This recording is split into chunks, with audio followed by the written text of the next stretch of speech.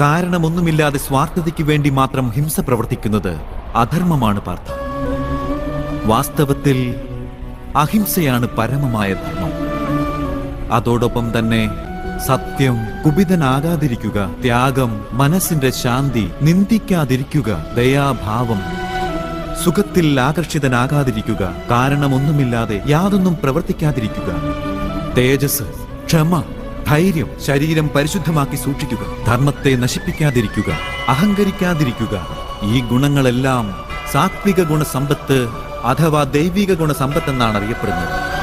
ധർമ്മ സംസ്ഥാപനാർത്ഥം കർമ്മഫല പ്രതീക്ഷകളെല്ലാം പരിത്യജിച്ചുകൊണ്ട് ജീവിതം നയിക്കുന്നവർക്ക് സംശയമേതുമില്ലാതെ നാം ഈ ജന്മത്തിൽ സന്തോഷം പ്രദാനം ചെയ്യുന്നു, മൃത്യുവിനു ശേഷം അവർക്ക് നമ്മുടെ ഹൃദയത്തിൽ സ്ഥാനം നൽകുന്നതുമാണ്.